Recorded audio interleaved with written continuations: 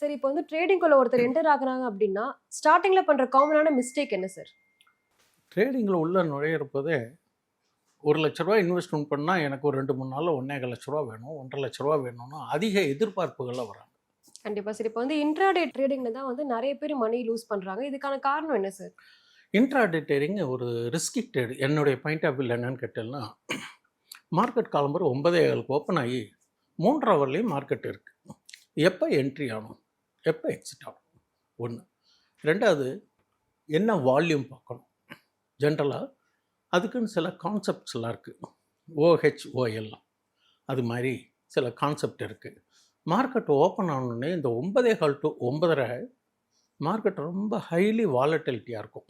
ஏன்னா நேத்திக்கு வாங்கியிருக்கிறவங்க இன்றைக்கி அல்லது இதுக்கு முன்னதாக வாங்கியிருக்கிறவங்க ப்ராஃபிட் புக் பண்ணுறபோது ஒரு குறிப்பிட்ட ஸ்டாக்கு செல் ஆகும். நேத்திக்கு விற்றுருந்தவங்க இன்றைக்கி லோ ரேட்டில் வாங்குற போது ஹெவி பையிங் வரும். ஸோ இதுக்கு பேர் மார்க்கெட் வாலட்டிலிட்டின்னு சொல்லுவாங்க. மார்க்கெட் வாலட்டிலிட்டி காலையில் 9:15 to 9:30 ஹை வாலட்டிலிட்டியாக இருக்கும். அப்போ வந்து நம்ம எதையுமே ப்ரெடிக்ட் பண்ண முடியாது. புதுசாக ஒருத்தர் என்ட்ரி ஆகிறாருன்னா ஏதோ ஒன்று வாங்குறது, அந்த டயத்தில் அது வாங்குற ஸ்டாக் ஏறினா ஏறலாம், பட் நாட் கரெக்ட். எதுலையுமே ஒரு மெத்தடாலஜி இருக்குது, ஒரு டிசிப்ளின் இருக்குது. அதை தெரிஞ்சால் இதில் என்ட்ரி ஆகலாம். இல்லைன்னா வேறு டைப் ஆஃப் ட்ரேடிங்லாம் இருக்குது. இதில் இன்ட்ராடே ட்ரேடிங் ஈக்விட்டிலேயே பண்ணணும், F&Oலேயே பண்ணணும்னு கிடையாது. ரெண்டாவது, நமக்கு எப்போ சான்சஸ் கொடுக்கறது, என்ட்ரி ஸ்டாக் என்ட்ரி எப்போ கிடைக்கிறதோ அப்போ தான் நம்ம என்ட்ரி ஆகணும்.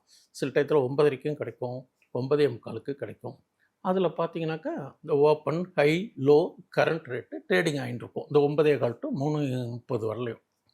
அப்போ வந்து நம்ம என்ட்ரி ஆகிற இடம் ரைட் பாயிண்ட்டா, நம்ம அந்த கான்செப்ட்லாம் இருக்கா, நிறைய கான்செப்ட் இருக்குது, நிறைய ஸ்ட்ராட்டஜி இருக்குது.